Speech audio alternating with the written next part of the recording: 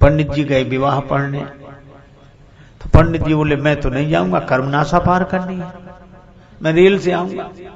अब रेल से आने में घूम कर आवे तो 2-2.5 घंटे अधिक लगे, और ये नदी पार करती दूसरे गांव में जाना था। समाधान न मिले तो एक पहलवान था युवक, उसने कहा पंडित जी हम आपका धर्म नष्ट नहीं होने दें, आप हमारे कंधे पे बैठे। ठीक है, पहलवान ने पंडित जी को कंधे पर बिठाया और चला। पर भगवान भी कभी कभी ऐसा व्यंग करते हैं, बीच नदी में पहुंचा और उसका ऐसा बैलेंस बिगड़ा, पांव फिसला के पंडित जी को लिए दिए गिरा नदी में। अब तो पंडित जी बड़े क्रोध में कांपे, मेरा धर्म नष्ट हो गया और काशी का वास इतने दिन किया और कर्मनाशा में तूने सारे पुण्य नष्ट करा दिए। सब लोग हाथ जोड़े और वो बहुत नाराज। एक सज्जन ने कहा कि पंडित जी पुण्य नष्ट अब नहीं हुए, पुण्य नष्ट तो तभी हो गए थे जब आप इसके कंधे पर बैठे। कैसे? इसके तो पुण्य नष्ट हो ही रहे थे, आपके पुण्य बच रहे थे, तो जो दूसरे के पुण्य नष्ट करके अपने पुण्य बचाना चाहे उसके तो पुण्य नष्ट हो ही गए।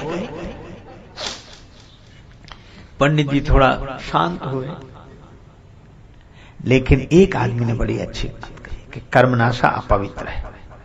बिल्कुल शास्त्र कहते हैं, हम शास्त्रों की बात मानते हैं, लेकिन ये देखो कि यही नदी आगे जाकर गंगा जी में मिलती है। मैंने देखा कर्मनाशा गंगा जी में जाकर मिल जाती है, और कर्मनाशा में कोई पांव नहीं रखता धर्म की दृष्टि से, शास्त्र की दृष्टि से, लेकिन कर्मनाशा गंगा जी में मिल जाती है तो गंगा स्नान कौन बंद कर देगा? कर्मनाश जल सुरसरी परई, तेही को कहो शीस नहीं धरई। कर्मनाशा का जल गंगा जी में गिर जाए तो कौन शिरोधार्य नहीं करेगा? बस यही है, जब तक वो कर्मनाशा है तब तक शास्त्रों का नियम उसके लिए है, और जैसे ही वो गंगा जी में मिल जाती है वैसे ही शास्त्रों का नियम उसके लिए नहीं है।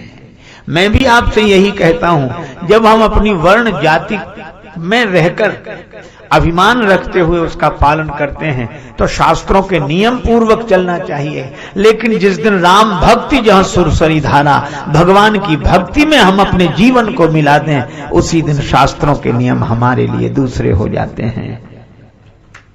पर उसी दिन होते हैं, शास्त्र की मर्यादा है, पर यह शास्त्र से ऊपर, जिसको स्वामी रामानंद जी महाराज वैष्णवाचार्य, उन्होंने बड़ी सुंदर बात कही एक चौपाई में, जाति पाति पूछे नहीं कोई, हरि को भजे सो हरि का होई।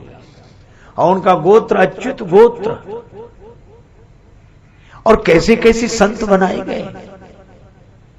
आप देखो रविदास जी को उन्होंने शिष्य बनाया, माता मीरा जिन्हें गुरु मानते हैं। क्यों? क्या शास्त्र मर्यादा का ध्यान उन्हें नहीं था? लेकिन शास्त्र मर्यादा से अधिक भी भगवान की भक्ति का भरोसा करते थे। पर आज तो विडंबना ये, मिलेंगे लोग पूछेंगे तेरा व्यवहार कितना है, मिलेंगे लोग पूछेंगे तेरा व्यवहार कितना है, मिलेंगे लोग पूछेंगे तेरा व्यापार कितना है, मगर ये कोई नहीं पूछता कि तेरा प्रभु से प्यार